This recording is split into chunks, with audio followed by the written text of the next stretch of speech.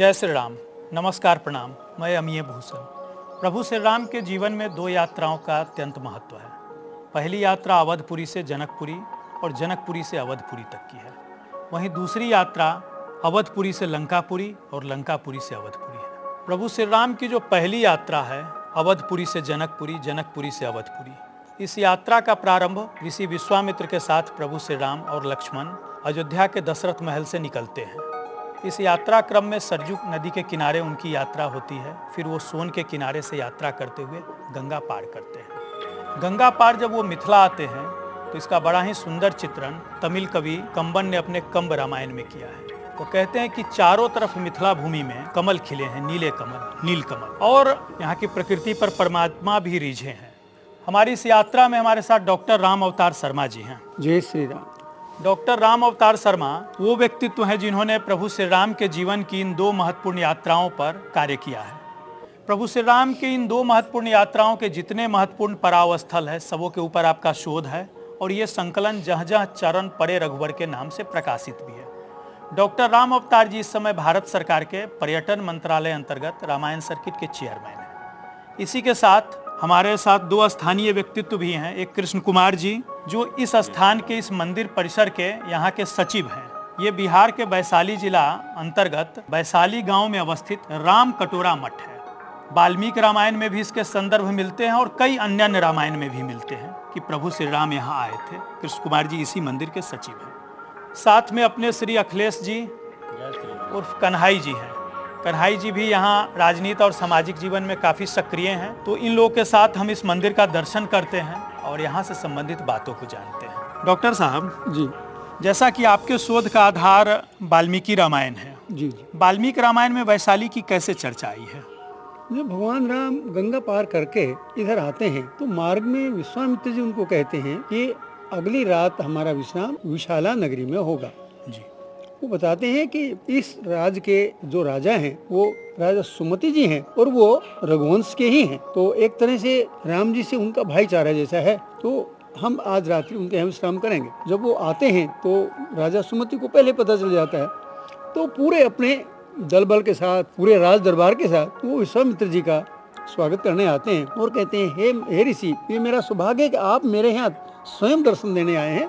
मेरे से भाग्यशाली दुनिया में और कोई नहीं होगा। वो उनका स्वागत करते हैं। राम जी लक्ष्मण जी का बारे में पूछते हैं कि ये देव कुमार कौन है। तो विश्वामित्र जी जब उनको बताते हैं कि ये राजा दशरथ जी के सुपुत्र हैं तो बहुत प्रसन्न होते हैं और राम जी के रूप पर रीझ जाते एक तरह से कि ये तो ऐसे लगते हैं जैसे देवलोक से भी उतर के आए। तो राम जी, लक्ष्मण जी, विश्वामित्र जी एक रात्रि यहाँ विश्राम करते हैं। उसके बाद फिर वो यहाँ से मिथिला की ओर निकल जाते हैं। डॉक्टर साहब, जैसा कि वाल्मीकि रामायण में जो जिक्र है बालकांड में, जी, तो बड़ा सुंदर यहाँ का वर्णन है कि कहते हैं कि कश्यप ऋषि की पत्नी दिति और अदिति थी। जी, जी, इसमें से दिति से यहाँ की कहानी जुड़ती है। जी, दिति के इसी भूमि पे राजा इक्ष्वाकु हुए और इक्ष्वाकु के पुत्र जो थे विशाल, इन्हीं से विशाला नगरी उन्होंने शुरुआत की। और राजा विशाल से लेकर के राजा सुमति तक की वंशावली वाल्मीकि रामायण में और तेलुगु रामायण जो रंगनाथ रामायण है उसमें भी पूरा इसका वर्णन जी, जी आया है। जी, जी। रामायण पूरी तरह से इस बात को सर्टिफाई करती है कि राम जी इस क्षेत्र में आए और राजा सुमति ने उनका स्वागत किया। कृष्ण कुमार जी, जैसा कि पूरा एक सीक्वेंस जुड़ता है कि भगवान अयोध्या के दशरथ महल से चले हैं, सरजू के किनारे यात्रा करते, फिर वो पहुंचते हैं जो बक्सर का क्षेत्र है, उसको उस समय सिद्धाश्रम कहा गया, वहाँ चरित्रवन करके ऋषि विश्वामित्र का वहाँ आश्रम था। वहाँ से प्रभु श्री राम आगे सोन नदी की यात्रा करते हैं, वो जगह अभी भी है, और करते हुए गंगा पार करते हैं वो इसी वैशाली जनपद में। और प्रवेश के उपरांत वो यहाँ पर वैशाली आते हैं। वैशाली से कई कथाएं उनकी जुड़ती हैं। तो यहाँ ये जो जिस मंदिर के आप सचिव हैं, पौराणिक मान्यताएं जो कहती है, जो डॉक्टर साहब का जो शोध है वो कहता है कि ये वही जगह है कि जहाँ प्रभु श्री राम, लक्ष्मण और विश्वामित्र आए थे।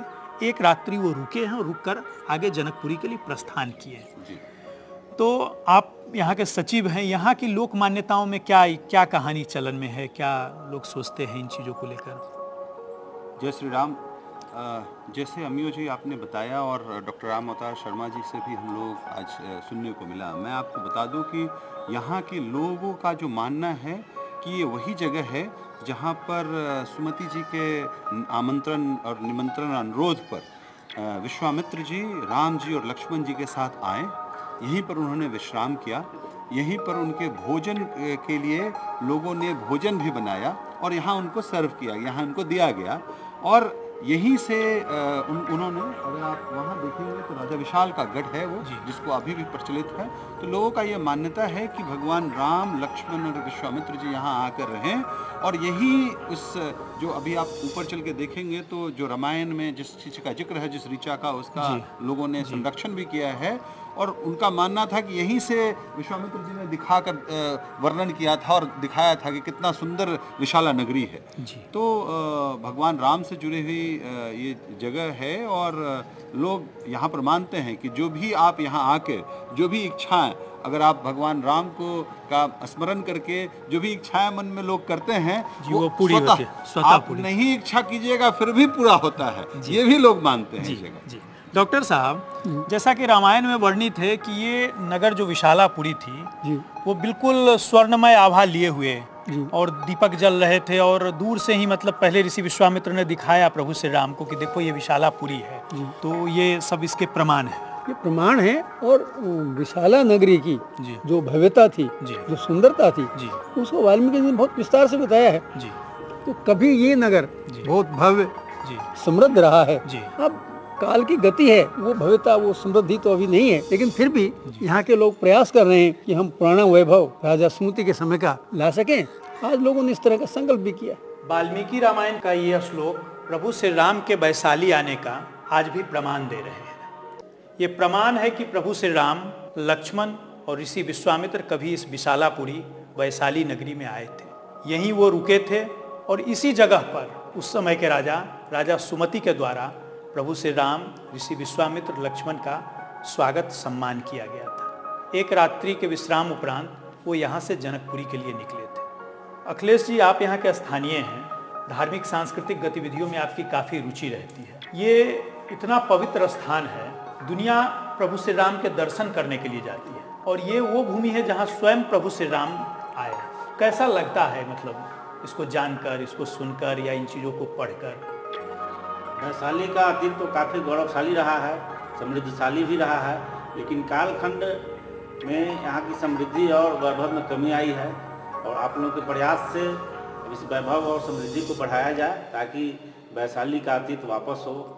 प्रभु श्री राम के जीवन की प्रथम महत्वपूर्ण यात्रा अवधपुरी से जनकपुरी, जनकपुरी से अवधपुरी। इस यात्रा का एक महत्वपूर्ण पड़ाव स्थल बिहार के वैशाली अंतर्गत ये राम कटोरा धाम है।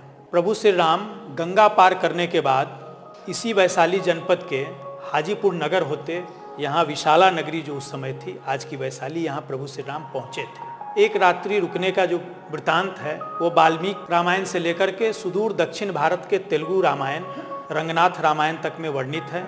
हमने आपको यहाँ की कथा बताई, दिखाई। अगले अंक में प्रभु श्री राम की इस यात्रा के अगले पड़ाव के विषय में बताएंगे। तब तक के लिए जय श्री राम। जय श्री राम।